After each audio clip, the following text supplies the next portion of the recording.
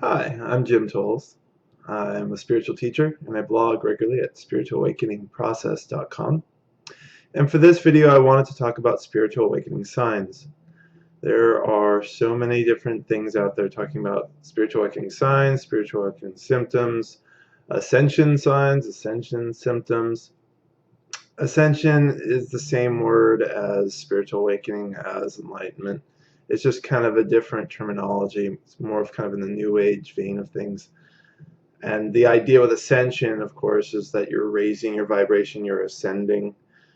It's kind of a misnomer because you're also bringing energy down, you're anchoring a higher vibration down. And in general, those terminology, I think they're a little confusing.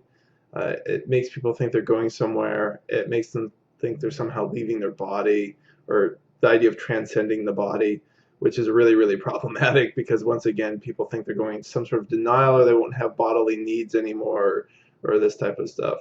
So there's a lot of stuff out there, and hopefully after this video, there's a little less confusion.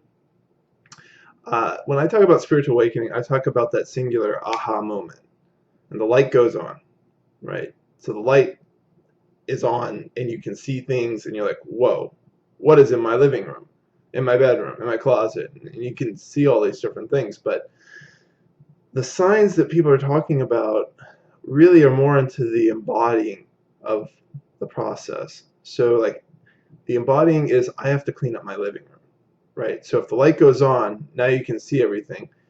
It's usually not for most people that the living room is immediately clean because the light just went on. It's more like now we see all the things in our life that we need to heal. We see all the ways that we're not actually living in our fullness, and we see all the ways that we just want to grow, that we need space to grow. And so a lot of things have to change. And when people are talking about the signs and symptoms and stuff like that, they're usually talking about the physical feelings that are going on because the physical body carries all of the energies of our life and of karma and past lives and things like that, all these things that are just kind of wrapped up inside. And we start to clear those pieces out. And it can be very, very physical. So it's not really a sign that you're having an awakening. Like you've already had it. Most people, like, you can feel it. And for some people, there's also in the purification process that they start to go through these urges to like follow their hearts more, to eat more cleanly, right? And so there's that kind of build up and preparation that people can go into. And there's some shifting going on because you're starting to clean up the living room naturally. You're kind of preparing for that, so it's not an absolute mess when you do turn the light on. Or at least you're cleaning up enough of the mess so you can get to the light switch on the wall so you can actually flick it. So sometimes that kind of looks a little bit like signs of a spiritual awakening. And I'm not meaning to be derogatory about it, but there's just a lot of stuff going on. And it's confusing a lot of people about what the process is. And for me, the way I've seen it is like there's a preparation phase. Whether you're consciously doing this preparation or not is not the point. Like the soul starts preparing you in some sort of way. Then there's the awakening, and like goes wham, right? And this, it's funny, it's such a short, immediate, present moment thing that can happen. And it may not be super dramatic for some people who are already very much integrity with themselves. It may just be kind of like turning a corner. It's like, and now life is different. For others, you can be in this kind of space of expansiveness for a while. And the cleanup work doesn't necessarily hit immediately thereafter, so you can kind of float for a while. Like, this feels great.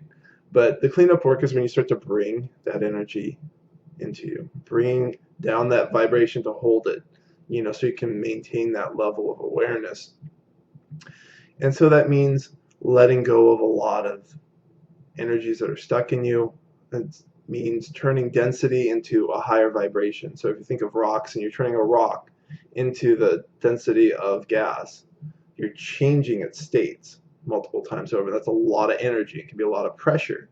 So that's another reason where like a lot of people, they're awakening signs, they can be really exhausted and they can feel under pressure. They can feel pressures on different parts of their body.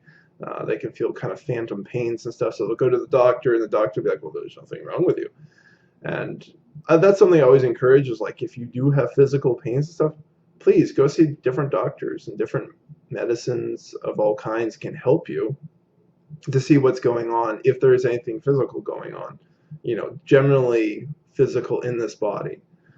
If it's not showing anything bad, then you probably are going through some of the embodiment process. And it's a process that really needs to be engaged with. So if there are different urges for food that are going on for you, then honor them. Stop eating potato chips and hamburgers and go be a vegetarian for a while. Doesn't mean you're going to permanently be a vegetarian. Being a vegetarian doesn't make you more spiritual or anything. It just is what your body needs in this moment. And that's the real thing with what awakening is doing, is bringing you into integrity with what your body, your heart, and your mind, and your soul all really want. And that can be a dramatic shift. It's particularly dramatic, and the signs and symptoms can be particularly dramatic when somebody's really out of alignment with life. So say this person is believing that money matters, doesn't believe in God, doesn't think that there's anything bigger than this moment, or and there is no afterlife, there is no spirit world, just very, very much into the physical world, believes in like clothes and the things they have.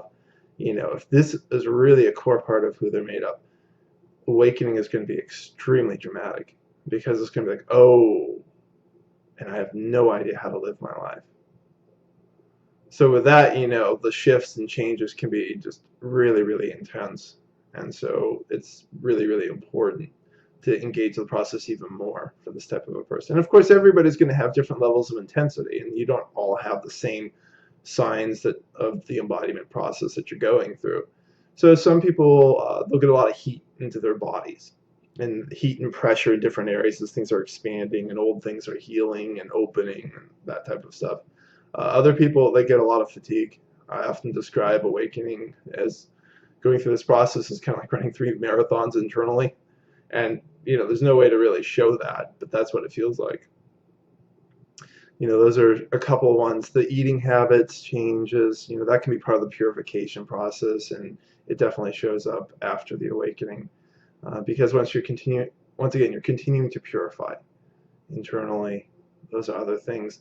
The big awakening is usually marked by a sense of love and union, and it really tends to feel up here, but depending on how integrated you already naturally are, you can really feel it in the whole body sort of awakened way initially, and then it just kind of gravitates to wherever you're most comfortable in your being, and then you have to start to bring all that energy together and integrate it, so it's all working at the same vibration. And different aspects of people learn it different ways. There can be a lot of emotions that come up through awakening, and people are calling that a sign or a symptom as well. And it's just releasing. A lot of it's releasing. You're doing it when there's that sense of expansion afterwards. If you get lost into some despair and things like that, that's a problem. And it's something that needs to be probably looked at and have more healing tools brought to get external support. And with awakening, the balance of external and internal support is always kind of interesting, because there's certain issues that even with the fullness of awakening, that old part of you is still trying to hold on. And so there's that resistance and that conflict, and getting external support to help heal that, to let go of that resistance, so you can just do the process that you're doing is important. And in a way, it's a little bit like pregnancy. It's like women's bodies just know how to do that. In the same way, spiritual awakening just knows how to go through the embodiment process when we allow it, when we're not fighting it, and when we do take steps to care for it. In that way, the rebirth metaphor is really, really appropriate. And there are many other signs and symptoms that people go through. I've seen whole lists, your top 10 lists and whatnot. But the awakening is pretty dramatic. When you've had it, or it's just like, whoa. You can see what's real, and you can see all the stories that people are living in, how it's all made up, and you start to see through all your stories.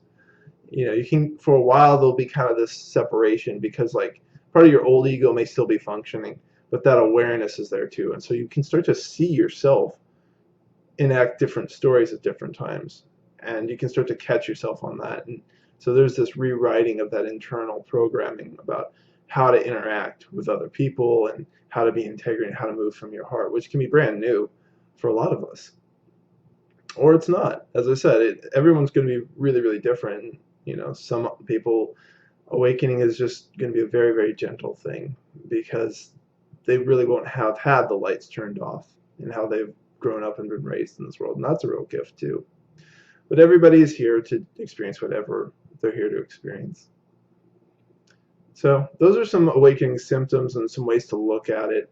There's a lot of stuff that will come through and will need to heal. And some people, they go through deep sleeping spells where they just have to sleep constantly because so much energy is being expended through this process. I always encourage you to get the support that you need on whatever level it is, whether it's going to the doctor, different dietary stuff, different exercise stuff, being able to learn how to express your heart, be in your heart, finding new ways to think, getting support from a spiritual teacher or an energy healer or whatever it is. Support yourself. This is a sacred, beautiful time to embody awakening, to embody yourself. It's really you. Awakening isn't an external thing. It's you and God coming together and opening yourself up, and you're coming into this beautiful growth phase of your life. And it may be difficult because you're going through a rebirth phase, but that's okay. Just remember to find ease in it, to relax, support yourself, and help others to learn how to support you.